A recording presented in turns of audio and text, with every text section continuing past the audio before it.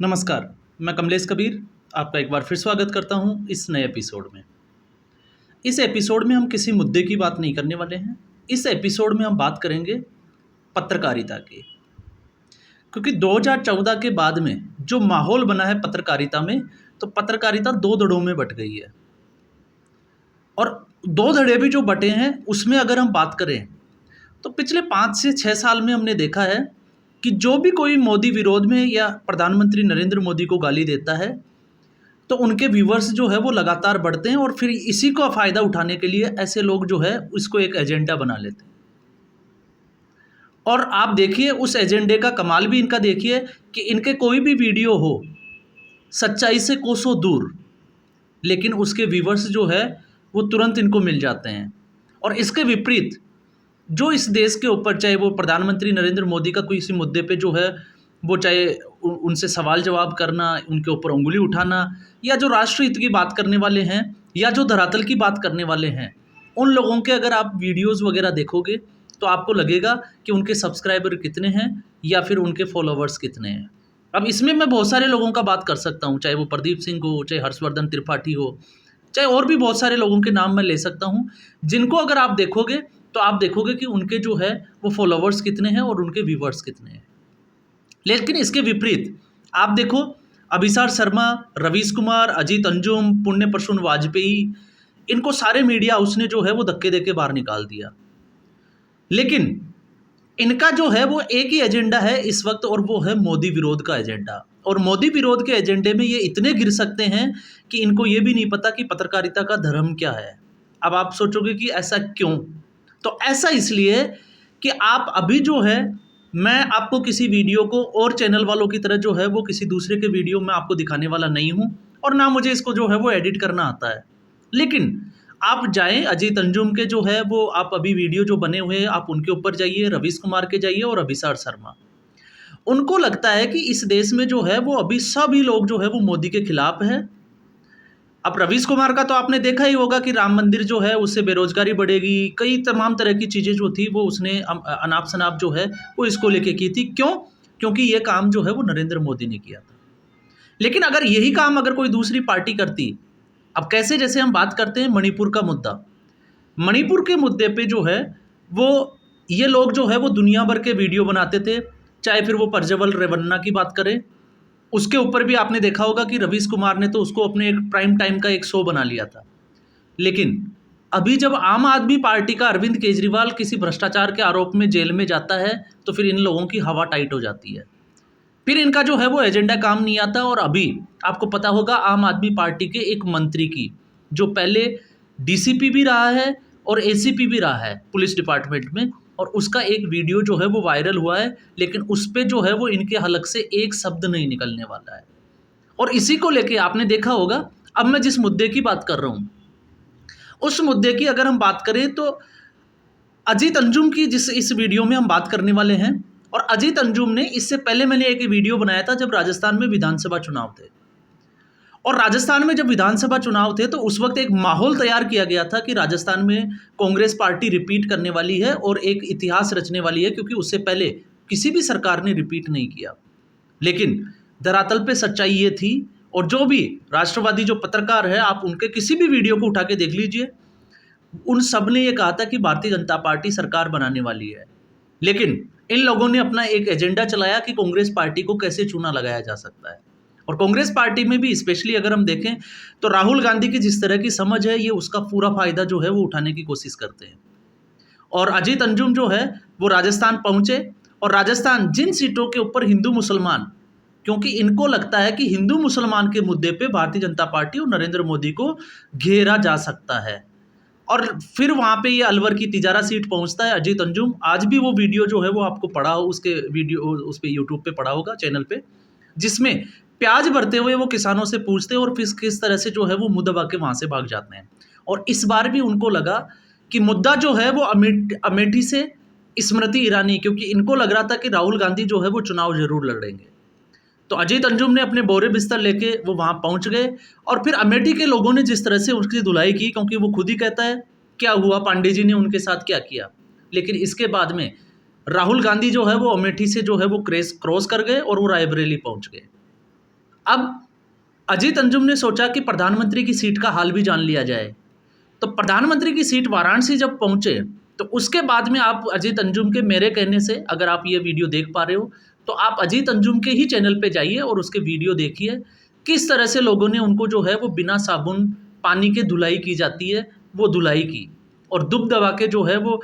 अजीत अंजुम को भागना पड़ा। और उसमें भी एक चीज़ मैं और बता देता हूँ आपको, अजीत अंजुम ने एक, जिसको कहें कि मुस्लिम महिलाओं से एक क्वेश्चन किया था, और एक और पत्रकार है राजीव रंजन, और मुस्लिम महिलाओं ने भी जब ये कह दिया कि प्रधानमंत्री नरेंद्र मोदी जो है वो उसी को वोट करना चाहिए, वो ही अच्छा है, तो फिर इनके पास जो है वो कहने के लिए शब्द ही नहीं बचे। और जब ये उनको लग रहा था कि इनका एजेंडा जो है वो कामयाब हो जाएगा, लेकिन इनका एजेंडा काम नहीं कर पाया। आपने देखा होगा टाइम्स स्क्वायर पे राजदीप सरदेसाई,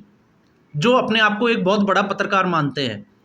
और जब वो पत्रकारिता की बात करते हैं और जब अपनी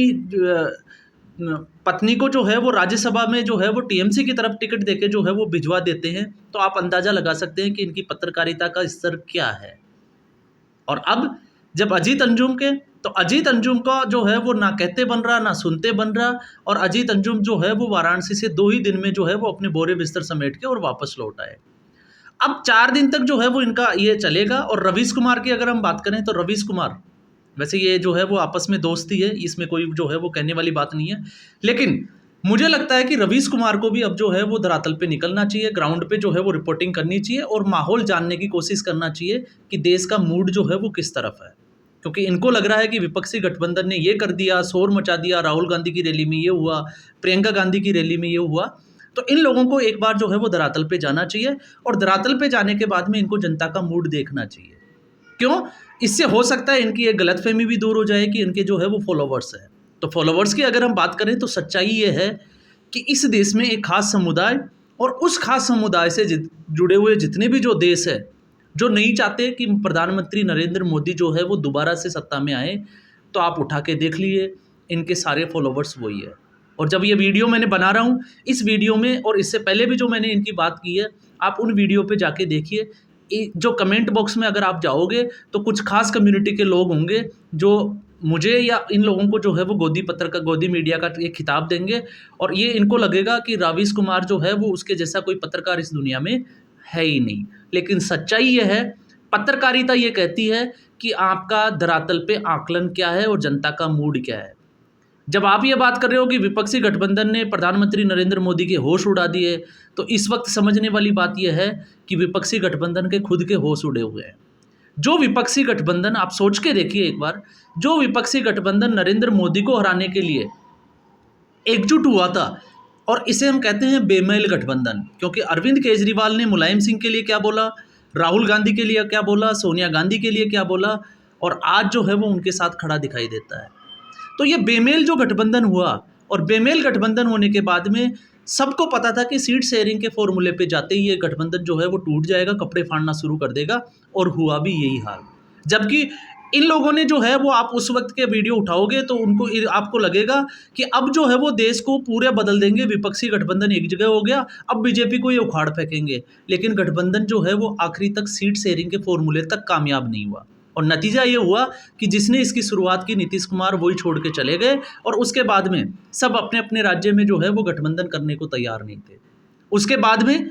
चुनाव आए, और चुनाव आने के बाद में अब आपने देखा होगा कि अरविंद केजरीवाल जब जेल चले गए तो राहुल गांधी के आप एक भी भाषण में सुन लीजिए जो अरविंद केजरीवाल का फेवर कर रहे हो। वो ये जरूर कहते हैं कि विपक्ष के ऊपर जो है वो ईडी की कार्रवाई चल रही है, सीबीआई की चल रही है, लेकिन वो सीधे तौर से अरविंद केजरीवाल को डिफेंड करते हुए नजर नहीं आ रहे। और पंजाब में तो स्थिति जो है वो उलट हो गई है, ना आम आदमी पार्टी के लिए अच्छी स्थिति है, ना कांग्रेस पार्टी के लिए अच्छी स्थिति है। और दोनों की जो यूनिट है, चाहे भगवंत मान की यूनिट हो, चाहे कांग्रेस पार्टी की जो है वो प्रदेश कमेटी की जो यूनिट है, दोनों एक दूसरे के ऊपर हमलावर है। और ऐसी स्थिति में भी जब ये लोग ये कहते हैं कि नहीं, गठबंधन जो है वो ये बहुत कुछ कर पाएगा, तो मुझे नहीं लगता कि ये कुछ करने वाला है।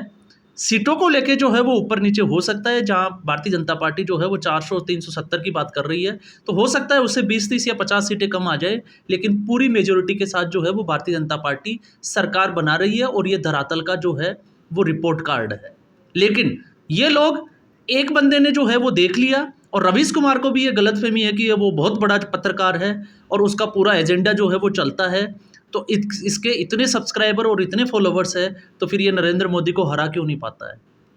फिर नरेंद्र मोदी को वोट कहाँ से मिलता है। ये इन लोगों के भी सोचने की बात है और ये हम लोगों की भी सोचने की बात है।